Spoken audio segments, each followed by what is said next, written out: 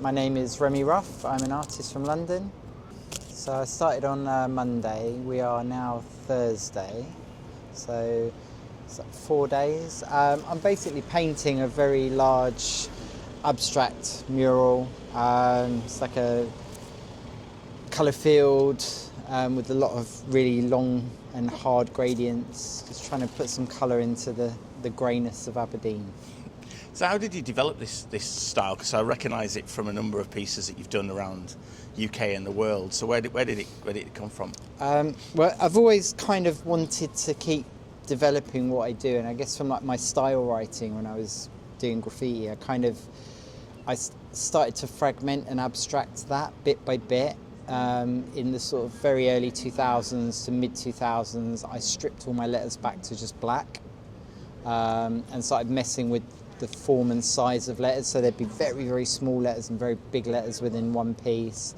And then bit by bit, I guess that kind of continued to abstract, and then I kind of just ended up at this sort of gestural language, but it was geometric, but it's kind of still gestural because it's kind of moving and writing. But you say the genesis of this is early letter writing, and it's sort of morphed and evolved into what you see now. I'm a graffiti artist and graffiti writer. I started writing graffiti in 1984, and I've always been a style writer. I'm still a style writer. I still paint letters, but you know the language has changed. I guess the language that I use to kind of communicate. I didn't have enough tools within style writing to say what I wanted to say, so the work had to develop with the ideas that I had, I guess. And when you say style writing, can you expand that for us? Style writing is graffiti. It's like, you know, people call it graffiti. That's not really the name. The New York Times called it graffiti in like 1971, I think. But it's called style writing. You know, we are graffiti writers, and the idea was to write style and to create your abstract kind of wordings and letterings, and so I like to use that term. I think it properly depicts what we are, what we do. You said you started doing style in 1984. Yeah. So what was it that you were doing in 1984, and how has that evolved? So yeah, a kid brought the book Subway Art into my school, and I was really enamoured with that. I just thought it was a really amazing thing to see all these trains painted with letters and characters, and I was already kind of into like hip hop and breakdancing, and that had come over as a kind of, you know, package deal from the States, and the graffiti art was like a kind of more community based thing because other people were doing it of a similar age group. So yeah, I kind of got into it from that. Wait till this goes. God, literally, you never see a single lorry. I know. Suddenly it's like, ah. Now it's like lorry central. God almighty, what is going on? Yeah. A kid brought the book Subway Art into my school, and I was really enamoured with seeing all these like painted trains, and I was already into hip hop, breaking and popping, and that kind of package deal that had come from the States, but I think the community around graffiti and the other people doing it was it just really attracted me. And I guess in like 80s London, when, you know, everything was being squeezed out, there was no youth clubs, there was no money, it was something to be a part of, you know, it was something to be part of a community. So it was the book that came over that first attracted you, but you say you were already into sort of the breaking culture and things like that. And graffiti's often been described as like the visual element. What got you interested in that? It's kind of controversial. Like, a lot of people don't subscribe to the kind of hip-hop elements, four elements. I do. I think in Europe it is very much so. It's not so much in the States because a lot of the early graffiti writers were listening to Led Zeppelin and Pink Floyd, and, you know, hip-hop kind of came after, but because it was youth culture, it aligned itself to it really well. But I think, you know, graffiti for me, I think it was the community that attracted me. It's just like being part of something, being part of, you know, people who were doing something. And I was very interested in style. I was very interested in technique and seeing what people were achieving with paint. You know, paint was very different then, you know. Like spray paint was different. The way you painted was different because paint was so different. The pressure, literally the chemical contents in the cans was different than it is now. And I think it was just such an experimental time. And I just continued, you know, a lot of people fell off and stopped or, you know, went on to different things.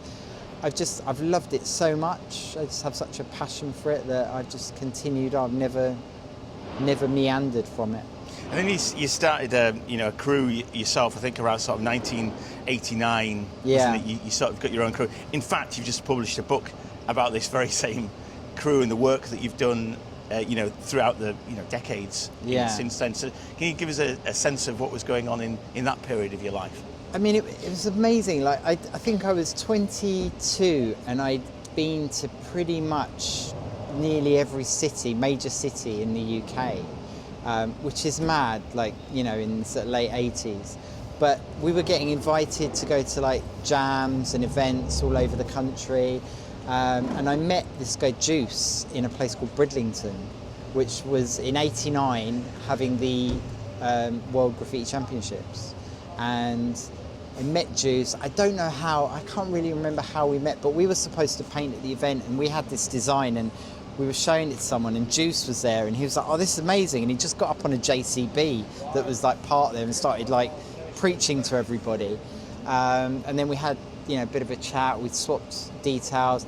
I think I went and visited him in Birmingham like about a month later, and then he came down to me and he was looking for like-minded left of field individuals who were painting graffiti but not in the very traditionalist terms, because he had this idea to start this crew, this movement, and he found me in London, Stormy Mills and System from Wales, Llandudno and Colwyn Bay, Part 2 from York, Solo 1 from Leicester, T-Rock from Manchester, Cries from Birmingham. I'm missing people. Then there were other people that joined later, like Derm from Edinburgh, Steve Moore from Edinburgh, and it just became this family because we all felt really free to work the way we wanted to work. There was no constrictions. There was no people next to you going, yeah, don't do that, do this, do the 3D like this, or do your character there.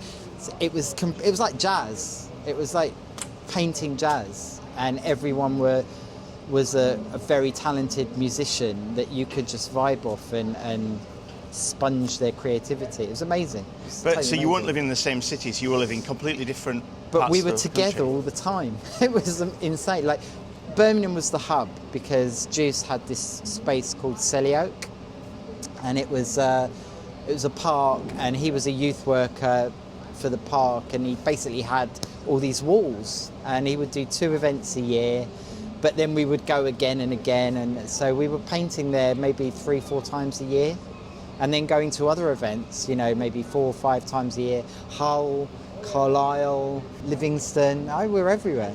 And then you decided to sort of, you know, publish the book about it. So tell me a little bit about that and how did that all... Because that must be quite a big undertaking, because I'm thinking that when you're doing all this work, you're painting, you're not thinking, I'm going to document this one day. No, you just do it. I think we basically started looking back at stuff because we did a show that Part 2 and I curated in 2024, and we were going to do a catalogue that went around the work in the show, and there were other artists who weren't Iconoclasts in the show, but they, you know, in our minds they are the new Iconoclasts, like people like Gary Stranger, Shock One, but you know, Shock was at a lot of the events as well in the 80s and 90s, and then I just wanted to grow it. I just started looking at stuff, and I dug out archive, and System dug out archive, and we just realised we had so much stuff. So we just thought this needs to be a book, and then I spent the next year making it. Kid Acne, I don't know if you know the artist Kid Acne, introduced me to the publishers, Velocity Press, and they were like, we love it, let's do it. It came out last July. That's it. It happened. But it was a joint effort. I made it, but there's no way I could have made it without everyone else. bringing us full circle back to here, back to Aberdeen. You got this amazing piece on the wall. What sort of thinking is going into creating a mural? The size and the scale of what you're doing, is you're using a vast array of colours, the shapes are quite dynamic, the space. What's going through your mind? I think with this one, I wanted it to be very colourful. So I've gone quite unusual with my colours. They're not so much colours I'd normally use. But I wanted something that had an architectural dynamic because of the city and the granite and the grey and. But I think the thing that goes through my head the most, and it is a graffiti mentality, is I came here to burn everyone. Like I came here to, like you do graffiti because you want to be the king, you want to be the best there is, and that mentality has not left me. And I'm here I came to burn. To burn is be the best. You're the best just piece. To burn. You like to kill it, to smash it. And I'm 54, and it's funny. I was talking to Evan Pricko and Eric Hannes earlier, and I don't think there's many artists like 50 and above who are like still whacking out big murals like this. Like probably a handful, like a tiny handful. So I'm A, happy I can still do it, and B, happy that I still have the mentality to want to do it. Aberdeen's known as the Granite City, and this is it is a just such a burst of colour. So what is it that you hope people will take away, the locals, if you like, from when they come across your piece? I think I hope the murals always create a little bit of conversation, a little bit of inspiration, and leave a little bit of a mark on people. I think it's quite interesting with murals because once you've painted them, they're not yours anymore. You've left them in a city. Like I may come back next year for something, if I'm invited. I may not. I may never come back to Aberdeen again in my life. But it's here. It's left, and it will degrade into the city. It will become part of the fabric of the city, but it will belong to the people who live here. And I've seen people take ownership. They're like, "Oh yeah, that's ours. That's our mural," because it's not mine anymore. It's theirs. So I hope that people can just take their ownership over it, enjoy it when they need to, not when they don't. That's kind of it, I guess. Thank you. You're very welcome.